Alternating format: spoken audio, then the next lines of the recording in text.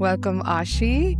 And hello, everyone. Welcome to Cacao with Me, a space to slow down and sit in conversation. Today, we have Ashi, a Tantra Sadhika initiated and rooted in Shakta Tantra, a path that honors Shakti as the very force of life itself. And her work invites a deeper relationship with the body, the energy, with art, and the many, many faces of the feminine, the gentle, the fierce, the destructive, the transformative, and the uncomfortable. And I just want to say again, thank you so much for doing this, Ashi. I am so grateful to be sitting here with you, especially during Navratri. Oh my God, hi! Oh, we have a visitor. Yes. Oh, that's so nice. So I would love to begin with your journey and, not just what it looks like from the outside, but everything that transformed from within. And I understand that you're the first in your family to be initiated into Shakta Tantra. So I would love to know what really brought you to this path. First of all, thank you so much, Anju, for inviting me here. And I'm actually feeling very grateful to be doing this right now. As you know, we have Chaitra Navratri going on. So talking about Shakti, being in my Shakti during the portal of Shakti is actually a blessing. So thank you for having me here. Thank you. And people ask me this question a lot. How did your journey start? How did you come on this path? And as cliche as it sounds, it was just a calling because I do not come from a family where anybody is a Tantra practitioner. So I truly feel that there's something that is related to either my past life, something that I did there, or maybe my calling. But if I have to explain it to you, it actually started with my own mental illness. So I grew up in Bihar, which is one of the most conservative states in India. And in general, this world is very patriarchal, and Bihar was very, very patriarchal. And growing up, I always felt and had thought differently than my family, my friends, people around me. And that actually make me always feel like there's something off with me. There's nothing wrong with anybody, but that time I thought that there's something wrong with me. And I think being a misfit and experiencing a lot of trauma and trigger very early in my life, I think that got me into depression. I was in clinical depression and I also had anxiety. So I was put on medication, and this is like 10 years back, and I took medicine for a month. And within a month, I realized that I cannot go on like this because since childhood, I did not understand any of these experiences and emotion, but there was something always, I would say, like a fire or Shakti in me that made me feel like I deserve a lot more and I'm going to create a lot more. So that kept me going despite whatever was happening. So when I was struggling and I realized that medication is not working for me, then I started taking therapy. And I remember I took therapy also for like a month or two, and then I could not continue with therapy. Personally, feel therapy is very important because it helped me understand a lot of my programming. But the emotions, the grief, the trauma that we experience, it is not just here, it gets stored in the body. A very subtle realization of what I just told you happened that time, and I thought that I need to do something more.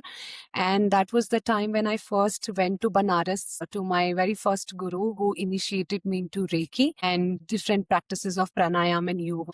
And I remember that the first time when I experienced energy between my palms, and I was like, oh, this is real. And then I started playing with it, then I started doing certain things with it.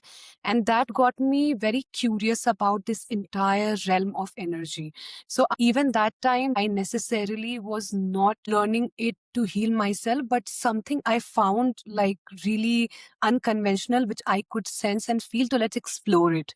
And through that journey, one after the other, once that energy portal actually opens and you can connect with energy, you can understand energy on a deeper level, then things starts unfolding itself. So I think that happened with me. I learned Reiki, then I also became a yoga teacher.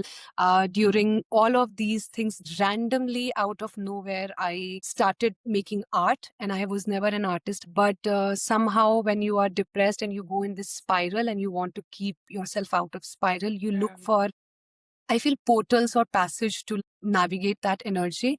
So while all of these things that I was learning and experiencing, art was throughout with me.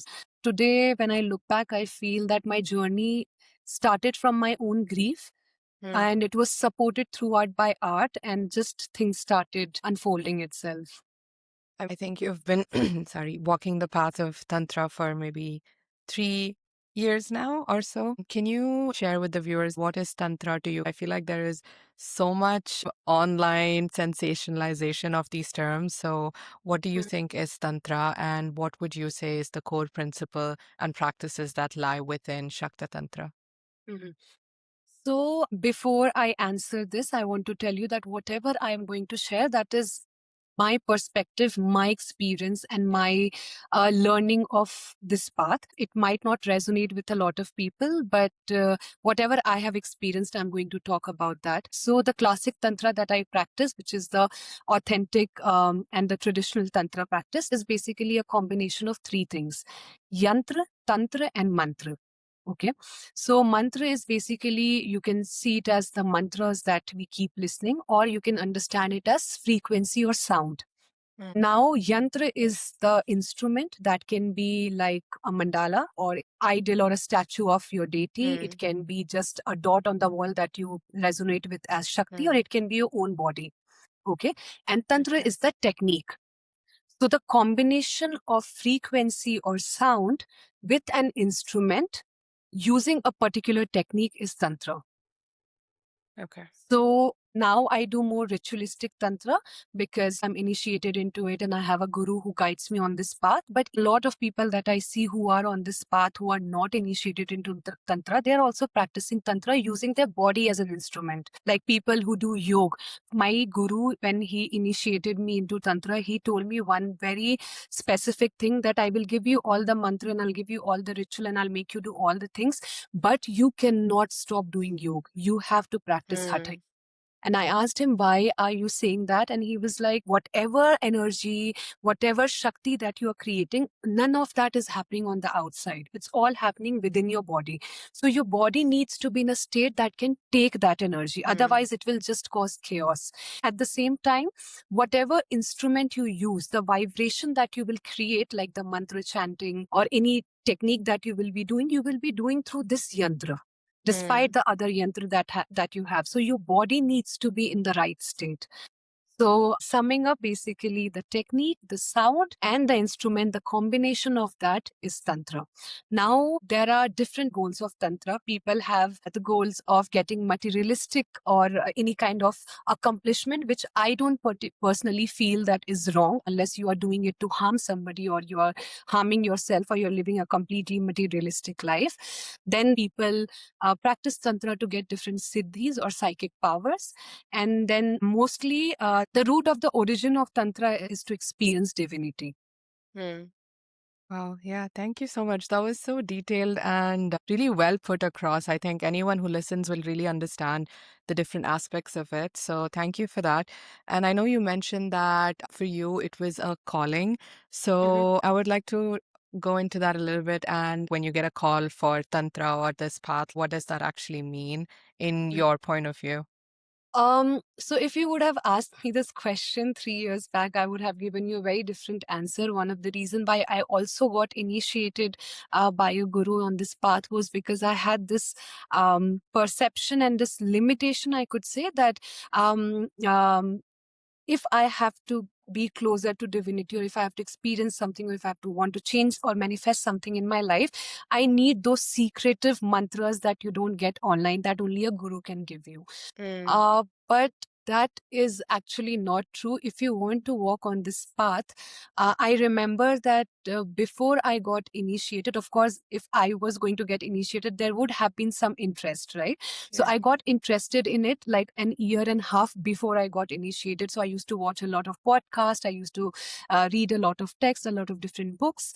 And that time there were few mantras that I found through different teachers who said that it is safe for you to chant even if you are not initiated.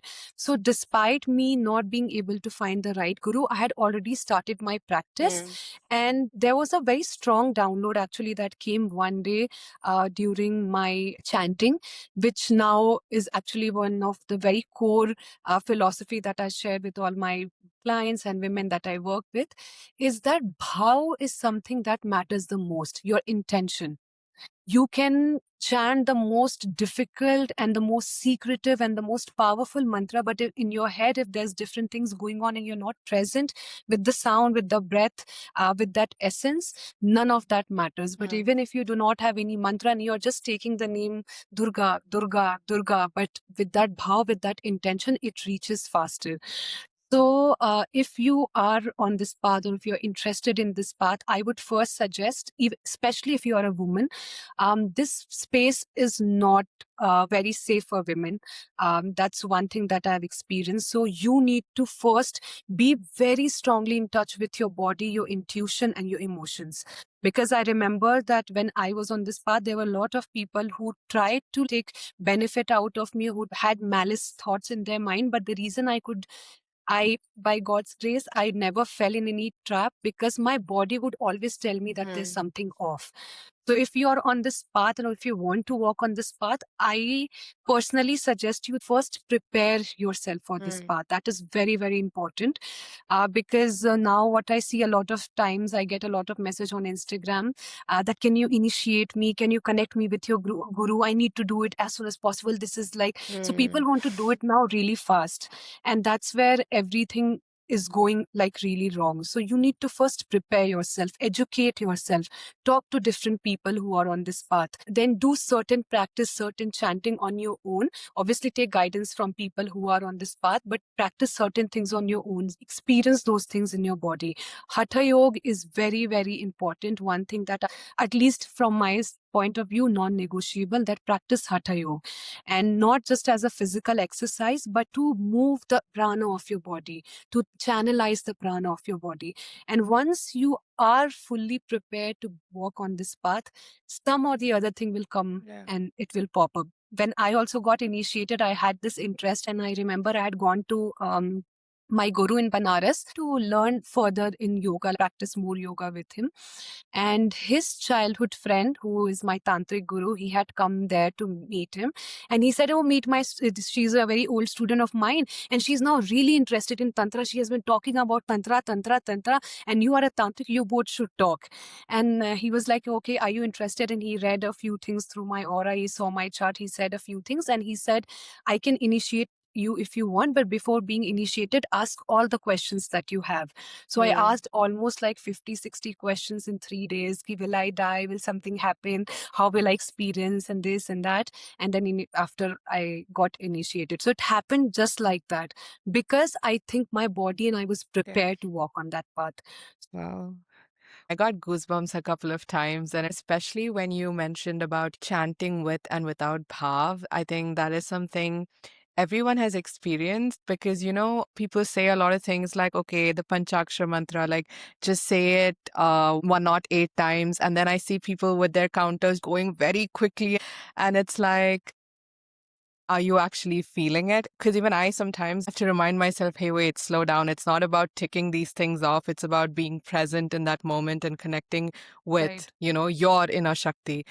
So yeah, thank you so much for that. I would actually love for you to share your, understanding of both Shiva and Shakti, because we hear a lot about, oh, this is your masculine, this is your feminine, there's Shiva, there's Shakti. Do you think they are separate forces, or that, they are the two expressions of the same consciousness, and what would their union represent within the body? Mhm.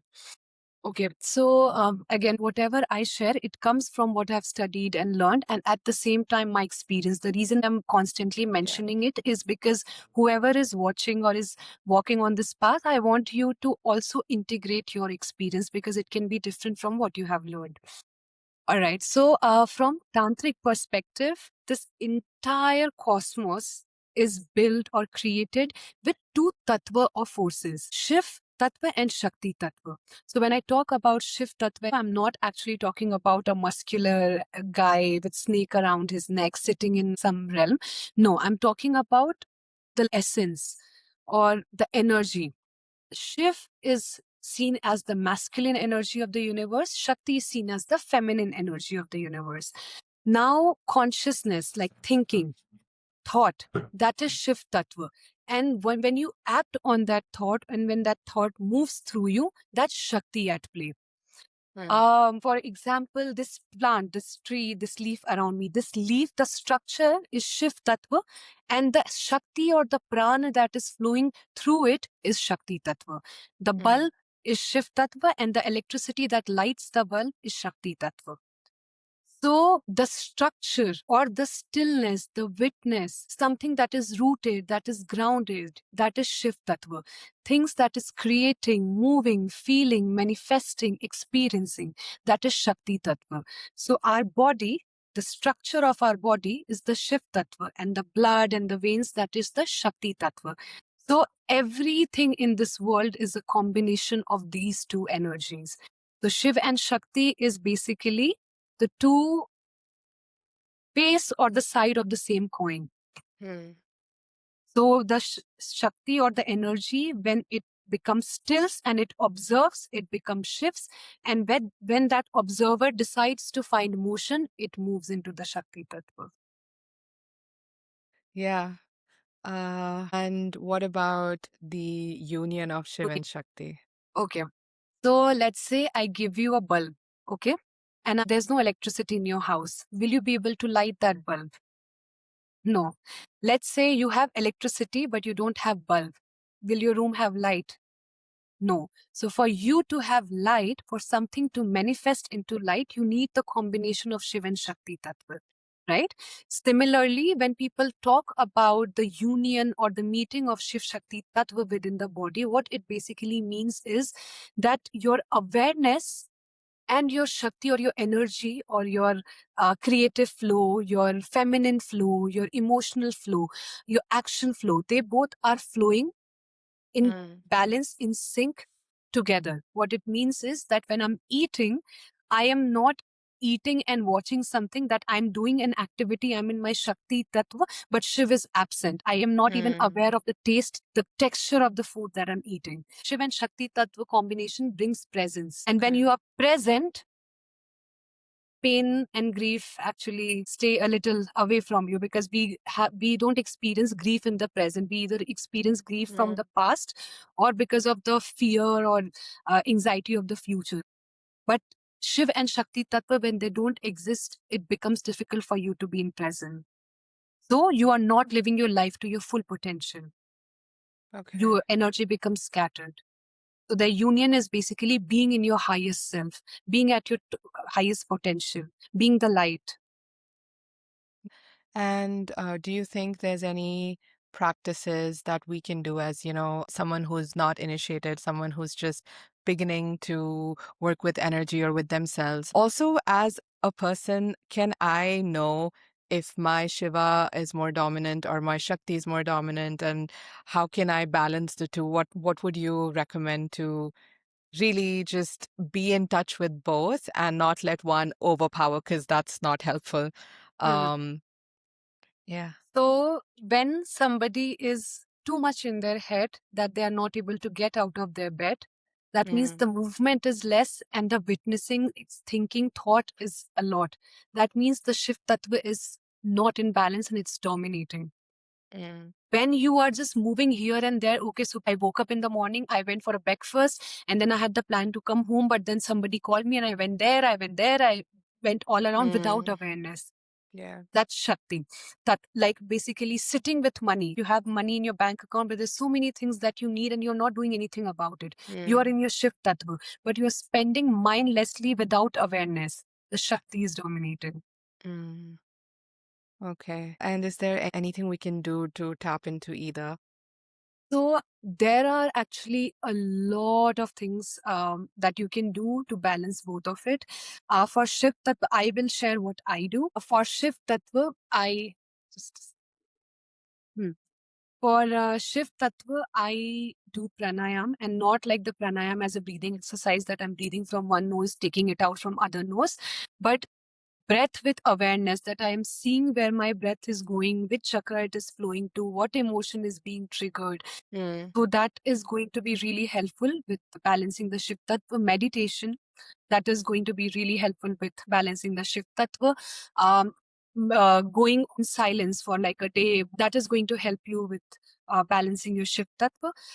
With Shakti, yoga is also something that will help you with balancing the Shiv Tattva. Shakti, for me, art works the best. So there's not a Mm. single day when I don't even draw a circle.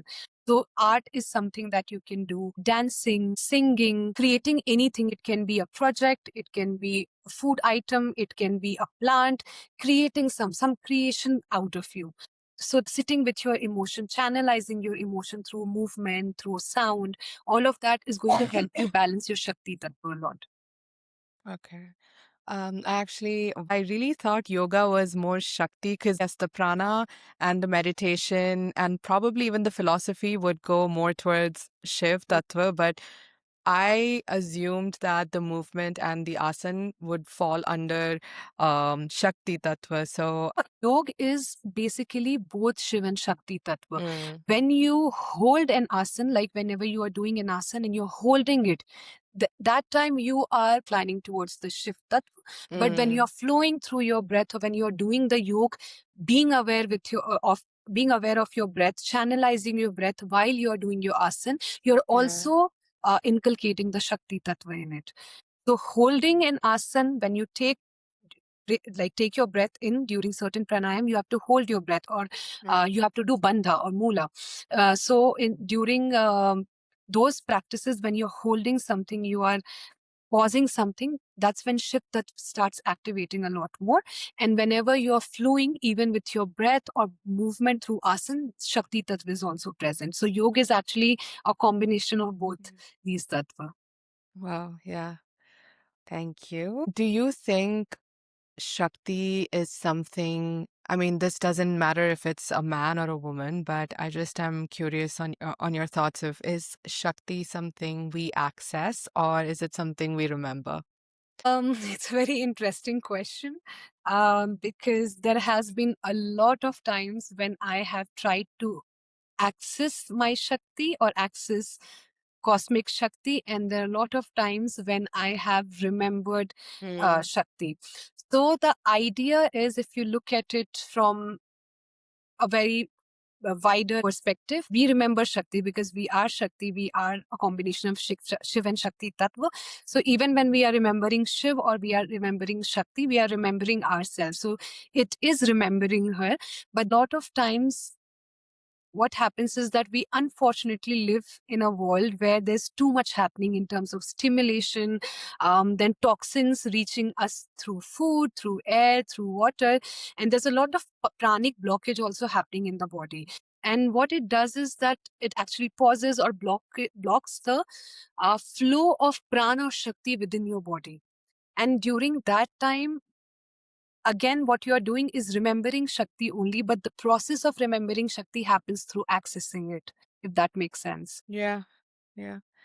I don't know if this is a personal question, but have you ever tried to access your Kundalini Shakti? And I've heard so many people have very opposing and different opinions about accessing Kundalini Shakti and also if it's safe and if it's something you should do. So I would like to know a little bit, I mean, anything that comes up for you, and also what makes Kundalini Shakti different from just, Shakti. So, first of all, Kundalini energy is Shakti only. It becomes Kundalini energy when that Shakti starts rising specifically through all your chakras to meet Shiva, which is the crown chakra. Okay, so when that Shakti is not moving, then it's a dormant Shakti, and when that Shakti starts moving, it becomes Kundalini energy. In last, I think 1 or 2 years, I have seen a Kundalini awakening Mm. workshop all over the internet, and there's so many people who are doing this workshop to awaken your Kundalini energy, awaken your Kundalini Shakti. First of all, Kundalini energy does not get awakened so easily or in one Mm. workshop. That's number one. It takes years, and Yes. sometimes for people, if you are doing your practice very seriously and consistently, it won't take as long as for other people, but it takes time for the Kundalini Shakti to rise. It takes consistency, it takes discipline, it takes regular practice for your Kundalini to rise. That's number one. Number second, usually Kundalini rising experience is very, very different to different people. For some people, it can be very blissful, ecstatic experience. For some people, it can be a very fearful experience. It's like psychedelic. Some people have like awakening experience during their psychedelic experience, and some people experience paranoia. Mm. So it also depends on the state of your nervous system. So no, the experience of Kundalini rising is not always blissful. And if you are not doing it under the guidance of somebody, if you're not doing it with the right steps, with also cleansing the energetic channels of your body, the nadis of your body, it can actually be a very paranoid experience for you. Third, there are certain practices that you can continue to do every day that can help your kundalini that can help your kundalini to actually rise. But before you work on rising your kundalini, it's very, very important for you to clear and cleanse your body. Mm. Because imagine a very electric, very powerful current like energy is running through your body, through your chakras, and your chakras has trauma, fear, or a lot of different things stored in it. So when that Shakti will cross that chakra or meet that chakra, you are not only going to have the most blissful experience, but all the things that you have stored in those chakras are also, there's a chance of it manifesting as visions, as experience in the body. So before you work on rising your Kundalini, or while you are working on rising your Kundalini, it's very important for you to keep working on cleansing your chakras, cleansing your nadis, cleansing your entire body, your food, your lifestyle, making sure that your energy is not scattered. That's very Yeah. important.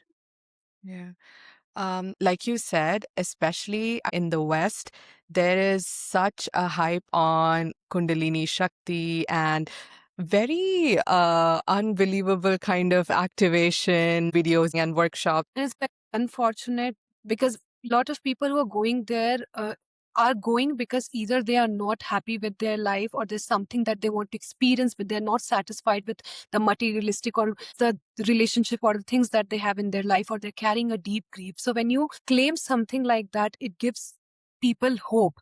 And a lot of people go there thinking that they will experience something that is going to change their life, and that is not how it works. It actually disappoints them even further. So it's actually very unfortunate. And not just Kundalini workshops, but even tantric sex. That's a very big concept in the West now. But Yeah. there's nothing like tantric sex. Like, in fact, there is a segment in Tantra, in classic Tantra, where sex is involved, but that sex is not for pleasure. It's not for clearing your sexual trauma or blockage or anything of those sorts.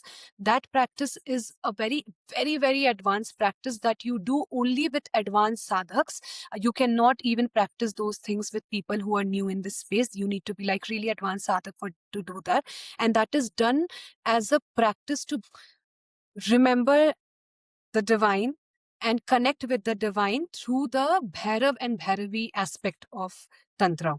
So, all these workshops also that is happening where you are being taught tantric sex to experience pleasure is actually very sad. I totally understand that people can pick different things up from different places and they can create something out of it. And I'm sure it will be helpful to some people. I'm sure if it is booming so much, it is helping some people. But when you attach the word tantric sex to it, it changes the complete dynamic and the complete understanding of where this word is being taken from, which is, I feel, not right. Yeah. And I'm sure a lot of people are also getting abused, and really a lot of things are happening in the name of a workshop. And I feel like a lot of people are teaching these things without really knowing anything, but just with the intention of selling something to people who are really vulnerable. I wanted to also touch on, let's say someone has this thirst to open up their Kundalini Shakti, but what happens when your body is not ready for it, or your mind and your body is not ready for it, but you're doing something that you cannot anchor? What happens at that time? And have you seen this in anyone's practice, or even you? Have you ever had to, try to open something and then close it because it's like, oh, I'm not ready for this yet? Mhm. Oh my God. So first, I'll answer the first part of the question where you asked basically that what happens when people are not ready for it and something like that opens up. So I'll just give you an example and you'll understand. So imagine you are on bed rest, fever or something happened and you are supposed to rest, and you can't move a lot.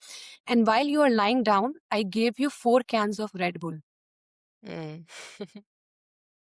So I'm giving you like a very charged Shakti, very charged energy, force of energy. When you are not using that energy and your body is not ready to move, Mm.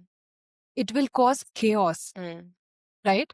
Um, Imagine again, there is a house, okay, and there's a river that flows next to the house. It has a certain route, and suddenly some people try to change the route of the river. Some or the other thing got like messed up here and there, and the force suddenly started coming towards the house. What will happen? Destruction, right? Mm. So anything that is coming with a force and your body is not in a state, or your pranic movement in the body is stopped and is not flowing right, it will cause chaos. It will cause Mm. heat, will cause agitation, fear, anger, things like that. So when I talk about chaos happening, what basically means is that you will have something energetically you'll experience, but you will not understand it, and you'll feel that there's something wrong with you. You'll go in certain loop. Your things in your life will start scattering, like even outside and inside will start scattering, because again, the outside world is only a reflection of the energetics within our body. So if the chaos is happening here, it is going to be manifested outside. So a lot of things can go wrong. But again, it's not that easy to awaken the Kundalini energy as it is said to be or believed to be. Mm. And I believe that if somebody is working towards activating their Kundalini energy, they might have been doing certain practice for certain type, then only the Kundalini energy can rise. So if you know somebody who does not do practice and that suddenly like one day come and say that they were sitting for a meditation and they had a Kundalini rising experience, chances are mostly it's not true. It's very, Yeah. very rare that you will experience that. Yeah. And I mean, you could think it happened, but because there's no proper definition or proof that this is what it feels like, right? How can a person really know? Yeah. Actually, that is also something. How can one really know if this is what it is and like my Kundalini is awakened? It can also close back, right? It's not something that just remains open forever. First of all, I am not sure if I had a Kundalini experience or not, but I had one experience, which was very close to what I heard about Kundalini experience. I remember it was, I think, around Gupta Navratri, and I was sitting and chanting very late in the night, and I was sitting for meditation. And during my chanting, suddenly I had this feeling where I felt that I don't want to chant anymore. I just want to be completely quiet, and I was quiet and my eyes were closed, and it did not last for more than I think 2-3 seconds. Suddenly I had like a very electric experience in my body, almost like my body jittered while I was sitting, and I had a very blissful feeling, almost like orgasm. So I had a very, very blissful experience, and my entire body felt very in tune, as if it has melted and it has become a part of the cosmos, if that makes sense. Hmm. Yeah. So, and during that time, I was also doing certain practice and certain pranayam to rise my Kundalini. I was with my guru and I was doing certain sadhana. So I experienced it very strongly in my body. And one one question you had asked me that has there been any time when you were doing something and something went wrong and you had to stop? So I was doing very recently Bhuvneshwari sadhana.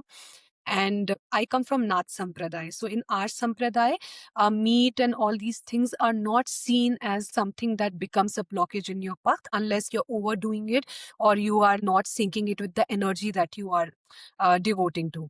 So Bhuvneshwari is one of the Sattvic Tantric Devi. And when you do her sadhana, like the process that was told to me had to be completely Sattvic in the sense that I had to shower every day. I couldn't eat egg, meat, or any tamasic stuffs for 21 days. And I remember that I left everything. I was not consuming anything, but I was smoking during that time. And there were a few times the thought came to my mind that I'm smoking. I'm knowing it is tamas, but maybe when Guru gives you process or like the ritualistic practice or the step-by-step process, they usually don't consider smoking and stuff like that. They tell you don't eat meat and things like that. So I knew that he missed it because he did not think of it. But if I'll ask him, he'll say that it is tamas. But because I wanted to smoke, so I did not even check with him. And I convinced myself that I'm not eating meat. I'm not eating any tamasic food. I'm eating sattvic food. So all is well, all is well. And I was doing the chanting. And I remember one day when I was chanting and I had to do 11 round of mala, which would take almost 1.5 hours to 2 hours. And I had to start in the night. So I was doing chanting and it was around, I think, 1 in the night. And suddenly it was my thought, but it was not my thought. It was like basically I was being told that I know you are doing this. You have tamas in your body. You cannot do this. Don't try to fool me or yourself, and do not do it. First clean yourself and then do it.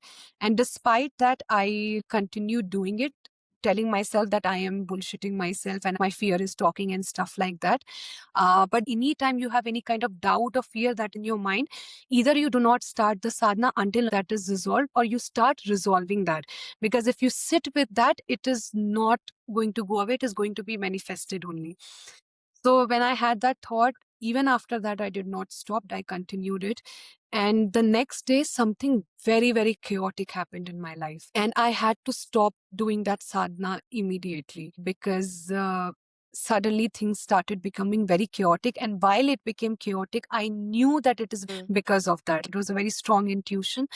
So the thing is, yes, when you are doing sadhana or kundalini practice or anything, things can go wrong sometimes, and you will always have an intuition of it. I feel, at least maybe because I'm more in touch with my body or emotion, I do certain practice on regular basis.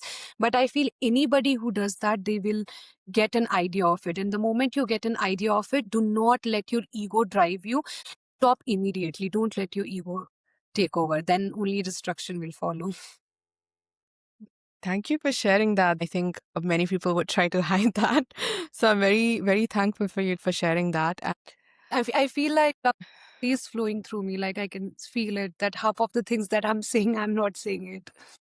Oh, I'm glad that, you told me this is the first time you're doing this. And I honestly am new to this too. And it's just every time I'm like, okay, you are doing something that is going to help at least one person out there. So I'm just really glad that we're doing this and you agreed to be on this. And everything that you've said, it just feels like it's going to help a lot of people, and it's come from your heart and it's so authentic. So Yeah. I'm very grateful. Thank Yeah. you for receiving authenticity so beautifully. Thank you. Thank you for sharing everything so far. And we're just gonna keep continuing. So everything or most of the things that I see about Tantra is about how it is such a body journey. It is, embodiment and somatic. So how would you say your relationship with your body has changed since you started practicing? Oh my God. You're asking all the right questions today. Oh, yeah. So first of all, what my body is capable of doing, that understanding has deepened a lot since I not just started practicing Tantra, but since I started walking the path of spirituality or this spiritual realm, I think I was very, very avoidant towards my body, very disconnected from my body. And I think that one of the most beautiful gift of this path personally for me has been connecting me deeply to my body. And since I started developing this closer relationship with my body, something shifted. And it was not like I had a very catharsis experience. It was a very subtle shift that happened. And the shift was from feeling healthy and happy to being able to manifest things faster. So from like physical aspect of things where I was feeling more healthy, more joyful, feeling more present, from that experience to also being able to manifest something faster, to be able to connect with people, nature faster, also happened since I started developing a healthy relationship with my body. Because I feel we really underestimate the capacity, the possibility that this body has. We see it as mere like a structure that is given to us that helps us digest the food, run through the day, eat, sleep, and stuff like that. Body is doing that, but this body has a very deep, powerful, energetic realm to it. And when I talk about body, I'm not just talking about the physical aspect of the body, but even the energetic aspect of the body, the psychic aspect of the body. So when you connect with all these three elements, all these different aspects of your body, it can do wonders for you. And personally, for me, I think my healing journey, and in fact, a lot of downloads that comes, a lot of things that happens with me as medicine for me through my journey comes through this connection of the body. So I feel it's very, very important. Whether you are a Tantra practitioner, whether you are not a Tantra practitioner, you are just somebody who likes fitness, or you're somebody who just want to like live a spiritual life, whatever it is, body is a very, very important component to it. And do you have any non-negotiables that you make sure you do every day? Um, Art for sure. Mm. And in fact, my art also, when I go through my journals, I see that my art also evolves through my emotion. I don't know how to explain it, but I see that when I'm happy, there's a lot of different patterns that I make. When I'm in rage or when I'm disappointed, a lot of different things come out of it. So art is definitely one thing that is my personal non-negotiable, no matter where I am at, airport, railway station, in my bedroom, anywhere. So that's one thing. But whoever is listening, I want you to really find your essence, because I'll tell you also one more thing before completing this answer. Before I understood that art is actually more than just a piece of art for me, it is actually doing something energetic to my body, which is like I'm not able to understand. Before that realization kicked in, I was trying to pick a lot of things up from other people, which was helping them in their journey. And it was like a lot of force. But because those people are doing it and it's working out for them, so I have to do it. Like, for example, even when I started my meditation journey, even today, there are a lot of days, there are a lot of times when I struggle to meditate. Even during that time when I'm not able to meditate, I use the same art that I use to express myself or feel happy or navigate to also meditate. So I found this tool and I started integrating that tool a lot more. That's why it works for me. For some people, it can be planting. For some, it can be cooking. So you find what works for you. But for me, art is one non-negotiable. Second is that no matter where I am, even if I'm angry or disappointed, even sometimes, you have like a very interesting relationship with Devi also. At least I have, where if something goes wrong, I like get really upset with her, knowing that she's doing it in my favor, but the human aspect of me does not let me forget that. So even when I'm upset with her, I take the name of my East deity, my Devi, my Tantric Devi. Like, I keep taking her name. Even if I'm not able to sit in my meditation room or in my puja room and I'm not able to chant, I don't have a mala or the jap machine with me, I'm on my bed lying down and I'm taking her name. So that is another non-negotiable for me. And third is basically yoga. I feel, and when I say yoga, I mean dhyan, pranayam, asana, all these three things. I think that is also absolutely non-negotiable for me. And in fact, one thing that I have discovered recently, so I have been doing yoga for almost 7 years, but in last 1.5 year, I realized that pranayam is actually very, very, very powerful. It is not just increasing the capacity of my lungs. It is not just imparting oxygen to all body parts, but it is also shifting something in me. It is also doing something, cleansing, upgrading. So pranayam being very important for me. So one thing for physical body, one thing for my soul, which is art, and one thing which naturally comes up. And it keeps changing also. For example, right now we have Chaitra Navratri going on, and this is the first Navratri since I got initiated that I'm not doing any sadhana. And I realized, like, I took all the details from my guru, what I'm supposed to do, but I was sitting with myself and I said that I have a personal relationship with her. Okay, books tells me to do this to get close to her, and I will practice it some other time, but I have a personal relationship with her. She knows that I'm going through a very deep grief right now and I cannot show up, but I can still do art. So I am making a wall art on one of my walls in my dining room, a very big wall art that I dedicated for like Devi, and I'm going to finish it in my 9 days. And I made it my sadhana, that this is going to be my sadhana, that I can't chant your name, I cannot show up, my emotional space is not allowing me, but I will still remember you and I will honor you and I'll give you my prayer through this color, through this art. So your sadhana can be very personal.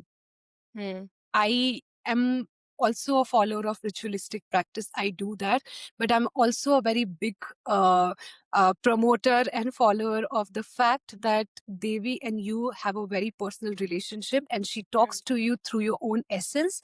So if you are feeling something that you need to offer, don't take anybody's validation to do that. If you want to dance for her for 7 days because you can't meditate and you can't do anything, but you can dance for her 7 days, dance for her 7 days, 9 days, whatever. Offer that as prayer.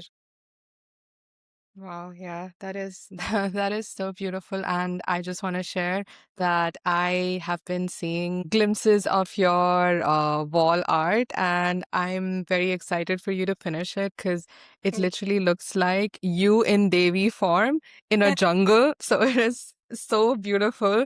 I don't know how you got um did you think of you when you started drawing it, because the face looks pretty much like you, but in a very esoteric way. It's not exactly your face, but it's so magical. Like, how did you come about that? So that is also a very interesting story. So me with two of my friends, we decided to like paint this wall, and there was one picture that we found on internet where there were three women standing next to each other, blue in color, very, very wild, very like, raw, very dramatic kind of figure. So we took that out and we thought of making it. And yeah, so there are three girls and we are three painters. So we are going to pick one character and we are going to work on that. So this was the one that I had picked up. And unfortunately, life happened and we fell apart. Our friendship like fell apart for certain reason, and the other two women could not be drawn. And so that one girl was on that wall for quite like 4-5 months. And it was actually during Navratri that I thought that okay, now I'm going to paint it. I thought that okay, now that I'm going to paint it, let me like play a little bit with it. And it was not my intention, but when I was making her hair, somehow her hair texture came out to be wavy. Then I wear septum. I put septum on her. Like something happened, and I felt like, oh my god, I made just a wild and a huntress form of myself. Yeah. So it's a process, I guess. Devi wants me to be huntress again, I guess. He said that Wow. enough of being another archetype. This is the time for huntress to come up. That is so beautiful. I'm excited to see the journey with that painting. And I just want to say this as well, that, people sometimes come into our lives and then, they go, but there's a reason for everything. And I know you're going through another grief right now, but I do think, Devi sometimes brings people for us to learn something from them and then take them away at the right time, because we're expanding and to Yeah. make space for newer and better things Mhm. while respecting the old, everything that the old gave. Yeah. Thank you for reminding me. Yeah. Okay, so I personally have been trying to get deeper in my practices, and it's like, you have these moments of bliss, and as you stay in this path, you kind of have a completely different perspective on reality, on life, and everything gets dismantled. And then there's a part of you that's like, oh, I want to share this with the world. And the thing is, the minute you have a camera in front of you, it kind of becomes performative. So I am curious on your thoughts on that, because I'm always struggling. Do I want to share? Do I not want to share? I want to share, but it comes off performative. Like, what is the balance? But also, how can you see or understand the difference between actual spiritual embodiment versus performance within yourself and within others? Um, I think one of the easiest way to figure this out, which I have seen for myself, is that when the cameras are not working, or when you are not recording, or when you are not being seen, who you are and what you are doing, that's your reality. And if you do not Mm, like that reality, then instead of shaming yourself about it, instead of judging yourself about it, you always have the opportunity to, if not create the exact same life, but at least something that is closer to what you envision for yourself. So for me, I think it's not just my reality, but everybody that I've seen on this path. There's this term called spiritual ego that comes in everybody's life. I have experienced it where I felt like I know more than other people and I know it all, and I'm doing the right thing, and I'm this and I'm that. And what happens is that in that spiritual ego, you sometimes forget your own authenticity. And mm, I personally believe that if you want to truly stick to this path, you need to be very authentic. mm, And that is one thing that I am also like trying to navigate in my life, because if you see my Instagram profile, there's a lot of knowledge based content that I've started making around Tantra, different days and energy related to Tantra. And of course, I'm doing this interview, so like I'm also dressed up and like got specially ready for stuff that when anybody makes video, they try to like be in a certain way. But if you look at my profile, that's not who I am completely. I'm also very wild. I'm also very raw. I also go to like, I love techno music. I play mantras in the morning and I rave in the night to techno music. And I believe in sensuality, sexuality, which is very opposite of the realm stereotypically that I am in, and the practice that stereotypically I'm doing. So what happens is that a lot of times when I'm posting something or I'm doing something, this thought comes to my mind that, oh, I am actually coming across a certain way and people are liking me because of a certain way. So do I really need to show this side of me? Because my friends and my family, they know it. Why do I need to tell everybody about it?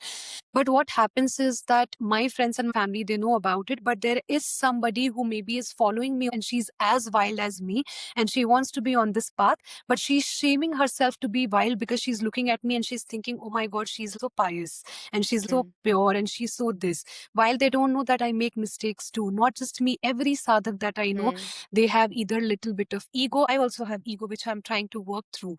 Um, so one of the most important thing I think, especially people who are in this space and who make content, who express themselves, um, it's very important for you to always know that whatever you are saying, whatever you are expressing, whatever you are narrating, is that really what happened?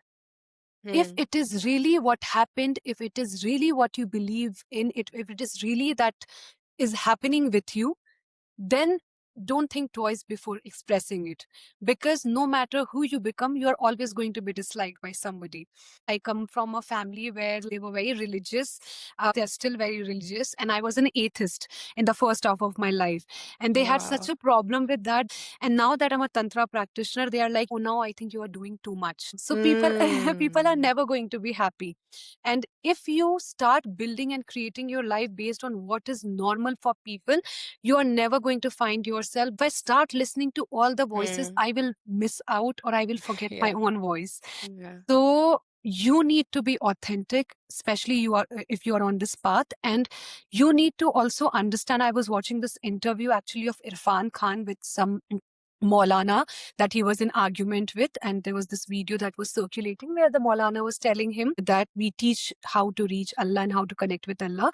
And Irfan Khan said a very beautiful thing. He said that God has given me a life. He is my God, and it's a very personal relationship. And I know that you are in a position where you are supposed to teach people how to reach that. But if I think I'm capable enough, or if I'm curious enough to experience divinity in my own terms, why do I need to follow your rule? Because if he is your creator, he's my creator too. So this thought process and this curiosity of experiencing him or divinity through my own personal experience is also coming through him, right? So similarly, whatever you are experiencing, it wants to be experienced through you, whether you like it or not. And it's always going to be very amazing for somebody, and for somebody it'll be like, oh, what is she talking about, and why is she sharing it? So you need to understand, when you are sharing it, are you performing it or are you expressing it? If you are sharing and expressing it, then you go ahead. And I read a quote somewhere that the way to your freedom in this Kalyug is to allow yourself to be cringe. So I think that's very important. Yeah.